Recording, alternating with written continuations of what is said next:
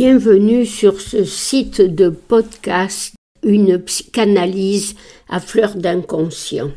Aujourd'hui, je veux vous parler de ce concept du contre-transfert qui a été inventé par Freud comme un élément tout à fait essentiel de la technique analytique. Il apparaît pour la première fois, posé dans toute sa nécessité, entre les lignes de la correspondance de Freud et de Jung. Freud le définit, dans une première approche, par la façon dont l'analyste est en quelque sorte affecté par ce que lui raconte l'analysant. Mais on s'aperçoit aussi, en lisant ses lettres, que ce concept naissant est étroitement lié à la présence insistante et pas toujours avouée d'un amour qui a été coupable parce qu'interdit entre Carl Jung et Sabina Spielrein. Quand Sabina commence son analyse avec Carl Jung, il a 30 ans. Elle a moins de 20 ans. Elle est hospitalisée au Burgosli à Zurich, peut-être au cours de l'année 1904. Elle souffre, tel est le diagnostic posé, d'une psychose hystérique grave et qui sera sans doute aggravée par la sollicitude de Jung. Dès les premiers échanges épistolaires de Freud et de Jung en 1906, Sabina se trouve être l'objet de leur intérêt.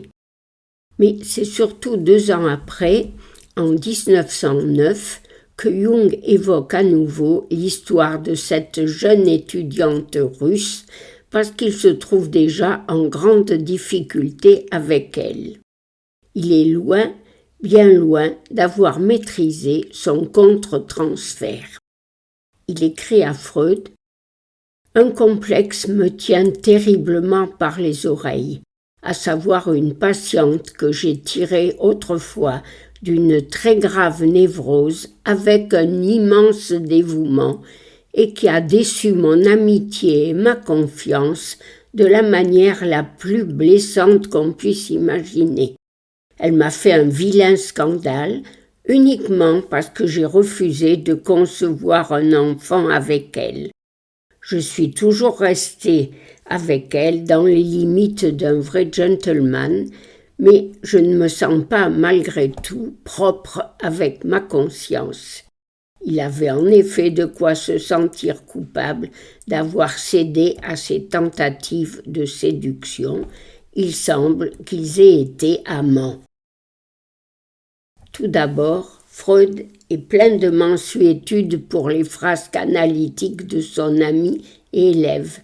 « Je vous prie, lui écrit-il maintenant, de ne pas tomber trop fort dans la contriction et dans la réaction. Pensez à la belle comparaison de la salle, de l'éprouvette qui s'est cassée dans la main du chimiste.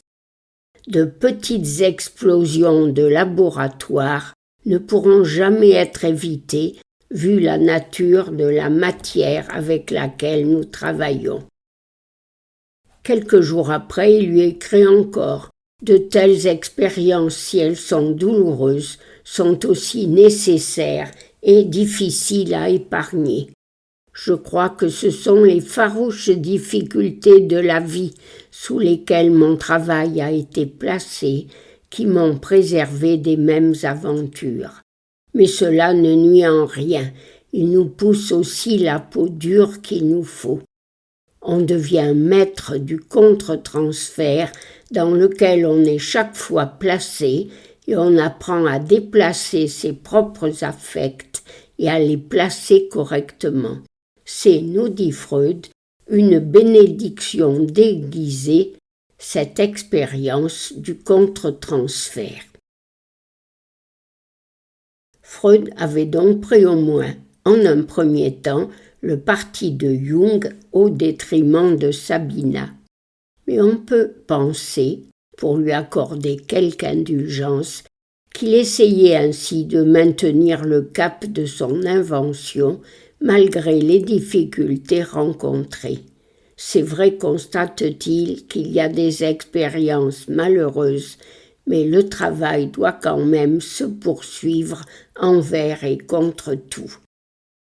Dans une sorte d'urgence, Freud écrit, à l'usage de ses premiers psychanalystes, un grand texte qui s'appelle « Observations sur l'amour de transfert ». Et les analystes y sont fermement invités à ne pas tomber dans ces rets. Mais par ailleurs, les lettres de Sabina Spielrein qui ont été retrouvées et sont maintenant publiées démontrent comment elles sont venues tout d'un coup interférer dans le duo épistolaire déjà fort conflictuel de Freud et de Jung, rendant plus fragile encore leur rapport de fils à père, de maître à élève. On y découvre que ce n'est que dans un second temps, et pris me semble-t-il d'une sorte de remords, que Freud prend fait et cause pour elle et contre Jung. Dans l'une de ses lettres, Freud lui écrit « Je suis navré d'apprendre que vous vous consumez d'amour pour Jung, précisément au moment où mes rapports avec lui sont particulièrement mauvais. Je crois que vous aimez encore le docteur Jung, d'autant plus puissamment que vous n'avez pas mis en lumière la haine que vous lui vouez. Il semblait au début que ce fût possible lorsque je dus prendre parti lors de notre premier échange épistolaire. Cette question du contre-transfert apparaît donc dans un contexte de passion, de drame à trois personnages, dans une sorte d'urgence à la fois clinique et éthique, et où Freud ne fut pas tout à fait à la hauteur de sa tâche.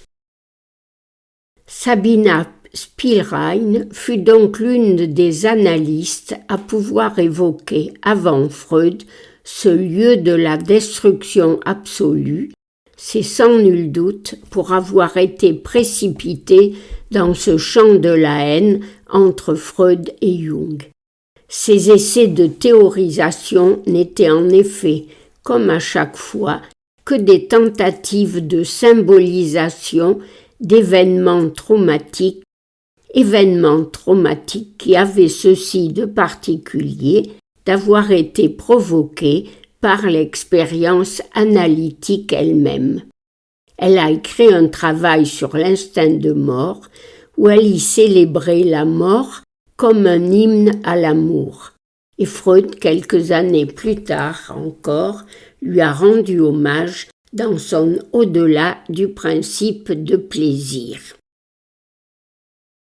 Cependant, si ce néologisme de contre-transfert de l'analyste, décrit par Freud comme une bénédiction déguisée, a été forgé à propos de cette douloureuse histoire de Sabina Spielrein, il ne faudrait pas en déduire que toutes les amours analytiques sont maléfiques.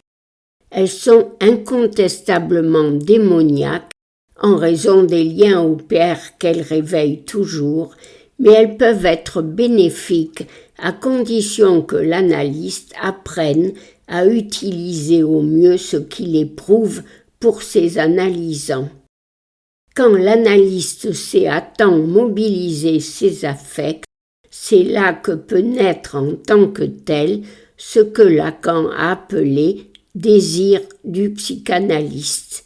C'est de ce désir dont je vous parlerai la prochaine fois avec les amours analytiques de Lucy Tower, une analyste qui n'avait pas froid aux yeux, en décrivant la mise en jeu auprès de ses analysants de ce qu'elle appelait sa névrose de contre-transfert.